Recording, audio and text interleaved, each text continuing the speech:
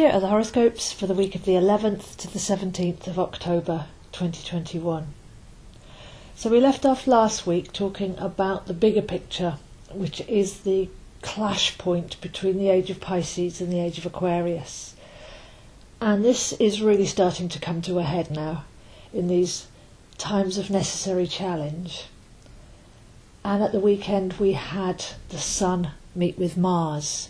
So I was talking about the necessity to hold our light, because people talk about life purpose, but at bigger times like this, that won't necessarily have a job title attached to it or a personality story. This is more about what we're being. So this sovereign freedom energy of the new Aquarian times that we're in since the conjunction at the last winter solstice, taking both Saturn and Jupiter into Aquarius, is very much about being aware and embodying the fact that you are a vibration that permeates out into the world, and you get to control the frequency that you're on and what you're contributing. So that's starting off the week there with Mars conjunct the Sun in Libra during this time of Mercury retrograde, and generally the time of rebalancing that we get during the month of Libra. Now last week we had Pluto turn direct, and this week it's the turn of Saturn. So slowly over the coming months we'll have all the outer planets turning direct, but that's not to rush forward to kind of visualise that as direct is good and retrograde is bad. We need to go and have a look at what internal journey these planets have taken us on personally. So Saturn's been retrograde since late May, and in Aquarius this is firming up our sovereign backbone, our sense of authenticity, self-reliance, self-supporting, deep research to actually figure things out for ourselves with a positive critical approach, an open mind, and leaning on ancient wisdom rather than just racing forwards into ideology. So as Saturn turns direct now, it's a slow one like Pluto, we should feel more self-reliant, more authentic, more integral, more embodied, a strong and flexible core, standing on firm foundations and standing up for what's right.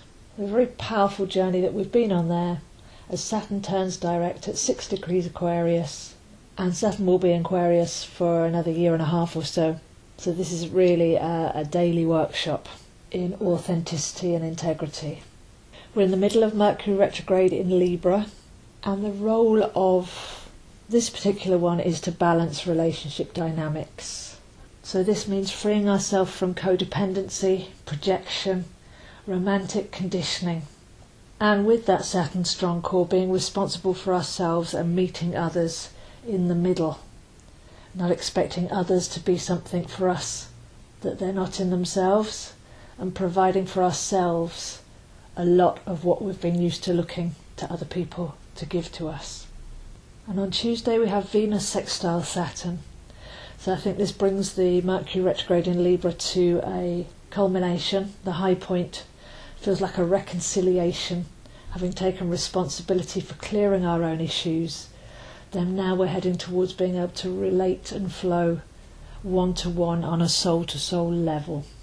So this week take a look at that process, your relationship to self, to others, and where you can bring in these beautiful calibrations in the peace-loving and balancing sign of Libra as we head towards soul-to-soul flow and unconditional love with the Aquarian and Uranian energies that are around at the moment. By Wednesday there's a feeling of a goal or project that was almost given up on, returning now with a reformed perspective, an improved outlook, a new energy and direction. So one of the main advantages of Mercury retrograde, apart from our ability to change our mind and therefore improve our lives, is that sometimes we can return to or have something come back into our lives from a previous cycle that isn't completely done with. It just needs to be reworked.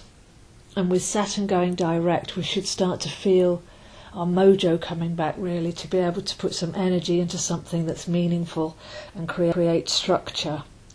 So have a look at that on Wednesday.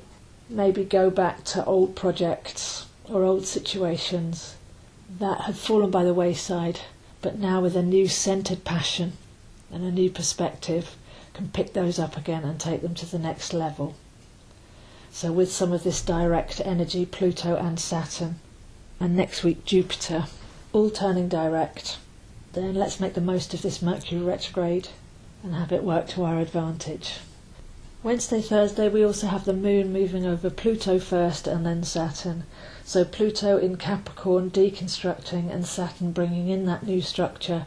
That goes very well with what I was just saying about something coming back in, and we can deconstruct it, or we have done over the summer, and now we can reconstruct that in a more appropriate way. So we can let go of past restrictions, limitations, fears and doubts as the Moon crosses over Pluto, and then really embrace the essence of what we're putting our energy to as the Moon passes over Saturn. Now, Friday is a very golden day. We have the Sun trine Jupiter. So Jupiter is a very big energy, majesty, and the Sun is our life, light force energy. So this is a big and beneficial day, really lighting up the week here, floods of creativity.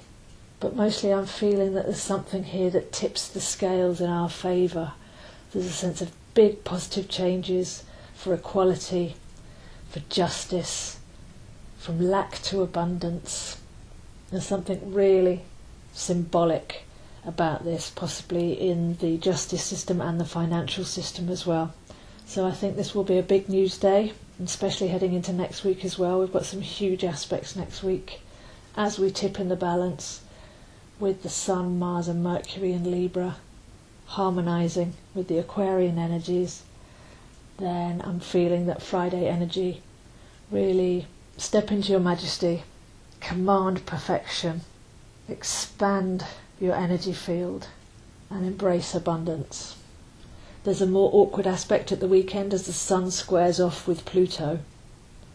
But if you've been doing all of this inner work and releasing and rinsing, getting rid of anything that doesn't serve you and stepping into your pure essence, then I feel that this one will play out more in the external world as everything's being brought into calibration. So we might see some big judgments, some historic cases, some information of corruption, something that's long past its tolerance level, being brought up to light as the outside world is healing itself as well, building its immune system and eradicating some very ancient and diseased, embedded establishment corruption. So it does look like it might be quite a revelationary weekend.